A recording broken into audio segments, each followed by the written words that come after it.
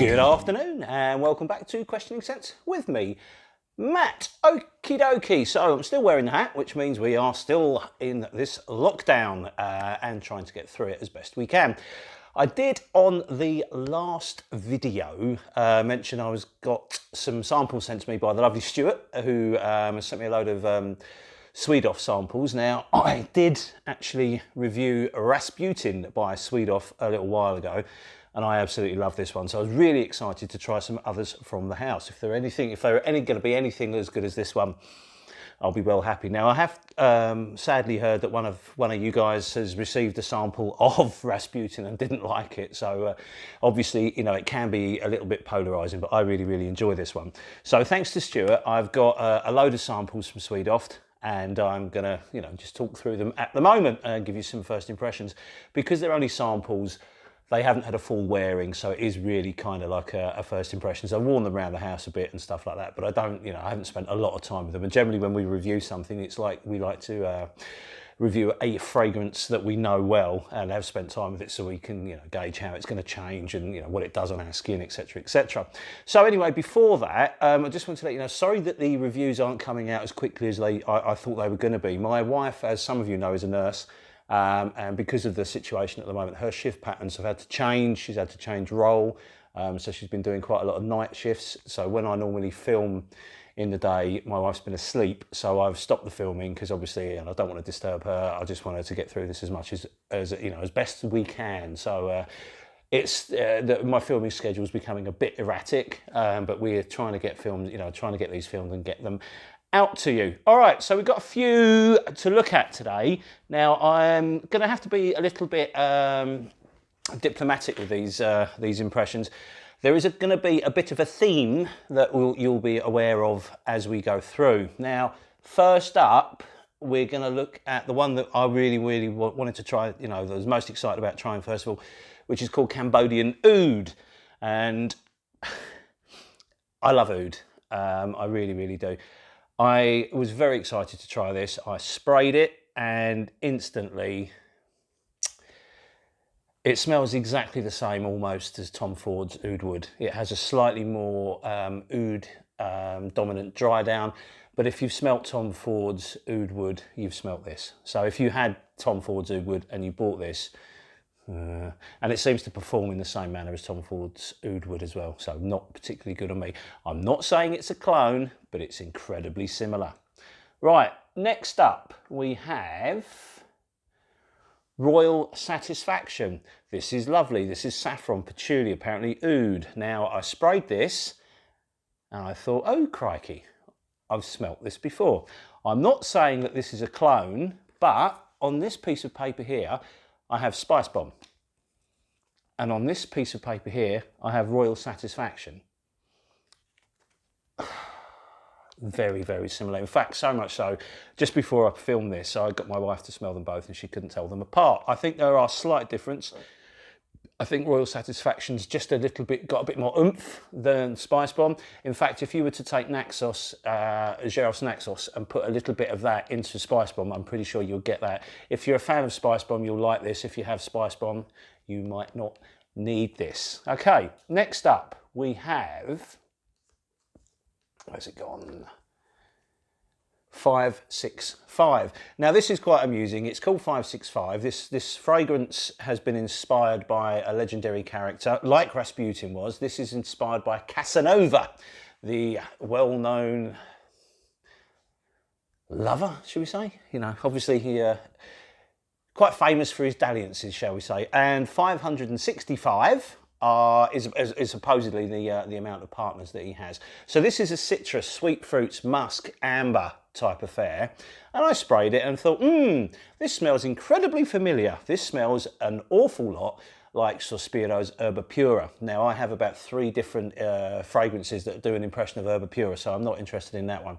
If you like Herba Pura and you don't want to spend the money on it, then this will be a good option. I'm not saying it's a clone, but it smells an awful lot like Herba Pura. Right, next up we have, oh, where's it gone? Sorry, they're all over the place. Mysterious Shadow. Now this one is all about bergamot, lavender, spices, patchouli and woodsy notes. And I sprayed this on my hand and thought, this smells familiar. This smells an awful lot like Dior Sauvage. In fact, it smells so much like Dior Sauvage. If you have Dior Sauvage, you won't need this. In fact, if you had Dior Sauvage and you blind bought this, I think you'd be pretty disappointed because it's incredibly similar. It's a little bit more grown up. It's not quite as shrieky as Sauvage, the EDT anyway. It's nice, it really is nice, and it lasts very well. It's got good performance, but I'm not saying it's a clone of Dior Sauvage, but it smells an awful lot like Dior's Sauvage. Right, next up we have Estrogens. Now this one is a vanilla, amber, pepper, and lots of other things in there.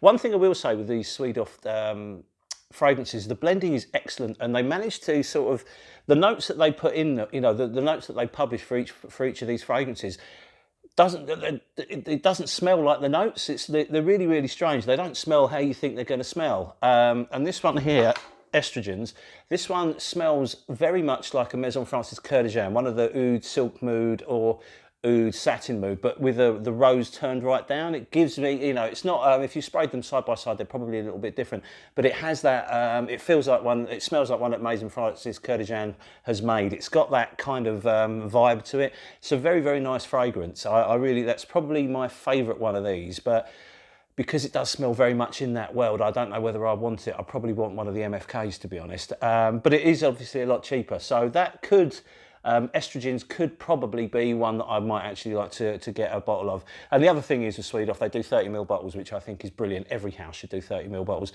So I may, when all this is over and I take myself off my buy ban, I may look to get a 30ml of that. And the final one is called Tre Kronor. Now this is lovely. This has got lemon, green notes, lavender, musk and cloves, and it's the only one that I've tried of these that we're talking about today that I can't think of what it reminds me of, and it does really remind me of something, and it's doing my head in. It's been driving me mad. I've had a week of this thinking I've smelt this before, but I don't know where. I've gone through all my perfumes to try and find out which one is reminding me of this, and I can't nail it at the moment, so I don't know which one it is, but it's a really nice lavendery, freshy, little bit of musk, some cloves in there as well. Really good performance as well. It's quite soft, but it's very long lasting.